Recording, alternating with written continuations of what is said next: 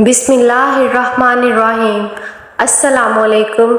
हज़रत उम्मे सलमा रज़ी अल्लाह ताला अन्हा कहती हैं कि जब अबू सलमा रज़ी ताला अन्हा की आंखें मौत के वक़्त पथरा गईं तो रसूलुल्लाह सल्लल्लाहु अलैहि वसल्लम तशरीफ़ लाए और अपने हाथ से मेरे खावन की आंखें बंद कीं और फिर फरमाया, जब रूह कब्ज़ की जाती है तो इसकी बिनाई भी रूह के साथ चली जाती है।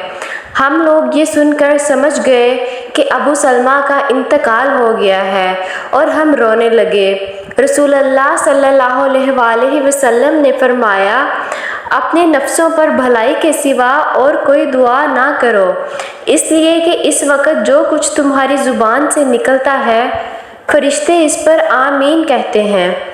इसके बाद रसूलुल्लाह सल्लल्लाहु अलैहि वसल्लम ने फरमाया, ए अल्लाह, अबू सलमा को बख्श दे और इनका मर्तबा बुलंद फरमा कर इन लोगों में इनको शामिल फरमा दे जिनको राह मुस्तकीम दिखाई गई है, और इनके पसमानदगान की कारसाजी फरमा, और ए तमाम जहानों के परवरदिगार, हमको और इनको बख्श दे और इनकी कब्र में कुशादगी फरमा और इसको अनवर से मुनव्वर कर दे। इस हदीस में नबी करीम ने अबू सलमा रज़ी अल्लाह ताला अन्हा के कब्र को कुशादा करने और कब्र को नूर से मुनव्वर कर देने की दुआ फरमाई। साबित हुआ कि मोमिन की कब्र को अल्लाह ताला नूर से मुनव्वर फरमाता है और काफिर या मुनाफिक की कब्र जुल्मत से भर दी जाती है और इसे तंग किया जाता है। मरने के बाद इंसान को सबसे पहले कब्र के मराहल से गुजरना पड़ता है, इसलिए नबी करीम सल्लल्लाहु अलैहि वसल्लम ने इसके खौफनाक, खतरनाक और सख्त हालात से उम्मत को आगाह फरमाया है। इसलिए तो आप सल्लल्लाहु अलैहि वसल्लम ने फरमाया, अगर मुझे इस बात का डर ना होता कि तुम मुर्दे दफन करना ही छोड़ दोगे तो मैं अल्लाह से दुआ करता ताकि वो तुम्हें भी अज़ाब कब्र सुना दे जिस तरह कि मैं सुनता हूँ। सहाबा इकराम रज़ी अल्लाह ताला अन्हा भी कब्र के तस्वुर से लर्जा बरअंदाम हुआ करते थे। बेशक रसूलुल्लाह सल्लल्लाहु अलैहि वसल्लम ने इरशाद फरमाया कि कब्र आखिरत की मंजिलों में से पहली मंजिल है, बस जिसने इस मंजिल से निजात पाई इसके बाद की मंजिलें आसान होंगी, और जिसने इस मंजिल से निजात हासिल ना की इसके बाद की मंजिलें सख्त दुश्वार होंगी। रसूलुल्लाह सल्लल्लाहु अलैहि वसल्लम ने इरशाद फरमाया कि मैंने कभी कोई मंजर कब्र से ज़्यादा सख्त नहीं देखा। हज़रत अबू हुरैरा रज़ी ताला अन्हा फरमाते हैं कि रसूलुल्लाह सल्लल्लाहु अलैहि वसल्लम ने फरमाया, मुर्दे को जब कब्र में डालकर लोग वापस आते हैं तो वो इनके जूतों की आवाज़ सुनता है। अगर वो मुर्दा मोमिन होता है तो नमाज इसके सर के पास, रोज़ा इसके दाईं जानिब, ज़िकात इसके बाईं जानिब और दूसरे नेक एमाल जैसा कि सदका खैरात, सिला रहमी और लोगों से अच्छा सलूक वगैरह इसके पाँव के पास आ जाते हैं। जबकि इसकी तरफ से कोई आता है तो नमाज इसके करीब आने से इसको रोकती है। इसके दाईं जानिब से कोई आता है तो रोज़ा इसको अपने करीब आने से रोक देता है और आड़ बन जाता है, और जब बाएं जानिब से कोई आता है तो ज़कात रास्ता रोकती है और इसको करीब आने से रोकता है, और जब इस मुर्दे के पाँव की तरफ से कोई आता है तो इसके नेक एमाल यानी सदका खैरात, सिला रहमी और लोगों के साथ सलूक वगैरह आड़ बन जाते हैं। फिर इसे कहा जाता है कि बैठ जाओ, चुनाचे वो बैठ जाता है और सूरज को इसको ऐसे दिखाई देता है जैसे गरूब होने को है।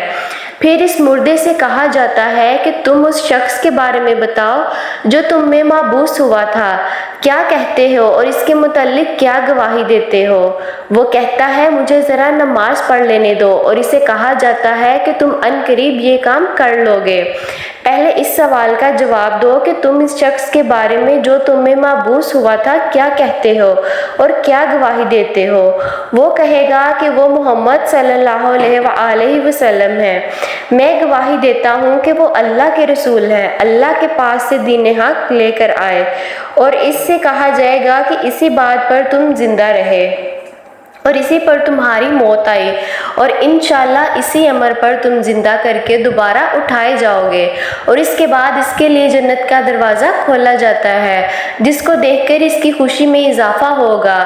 پھر اس کے سامنے دوزخ کا دروازہ کھولا جاتا ہے اور اس کو کہا جاتا ہے کہ اگر تم نافرمانی کرتا تو دوزخ میں تیرا یہ ٹھکانہ اللہ نے تیار کر رکھا تھا۔ اس کو دیکھ کر اس کی خوشی اور شک میں اضافہ ہو جاتا ہے اور اس کے لیے قبر 70 ہاتھ کشادہ کر دی جاتی ہے اور منور کی جاتی ہے اور دوبارہ اس کا جسم پہلی حالت میں لوٹا دیا جاتا ہے اور اس کی روح کو عمدہ اور پاکیزہ خوشبو میں رکھ دیا جاتا ہے، یعنی ان پرندوں کے پیٹ میں جو جنت کے درختوں پر چرتے پھرتے ہیں۔ اس آیت مبارکہ کا یہ مفہوم ہے، فرمایا کہ کافروں کا حال یہ ہوتا ہے کہ جب کوئی اس کے سر کی طرف سے آتا ہے تو وہاں کچھ بھی نہیں ہوتا، بائیں جانب سے آتا ہے تو اس طرف بھی کوئی چیز موجود نہیں ہوتی، اس کے پاؤں کی طرف سے کوئی آتا ہے تو اس جانب بھی کچھ نہیں ہوتا۔ اس کو کہا جاتا ہے بیٹھ جاؤ، بس وہ خوف زدہ اور سہمے ہوئے بیٹھتا ہے۔ اس سے کہا جاتا ہے کہ یہ شخص کون ہے جو تم میں بھیجے گئے، اسے ان کا نام نہیں سوجھے گا، یہاں تک کہ اس کو بتایا جائے گا کہ وہ محمد صلی اللہ علیہ وسلم ہے تو وہ کہے گا مجھے نہیں معلوم، لوگوں کو کچھ کہتے ہوئے میں نے سنا تھا، چنانچہ میں نے بھی ان کی طرح کہہ دیا تھا۔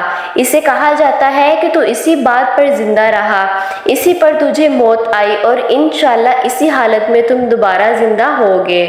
پھر اس کے لیے دوزخ کا دروازہ کھولا جاتا ہے اور اسے کہا جاتا ہے کہ دوزخ میں یہ تیرا ٹھکانہ ہے۔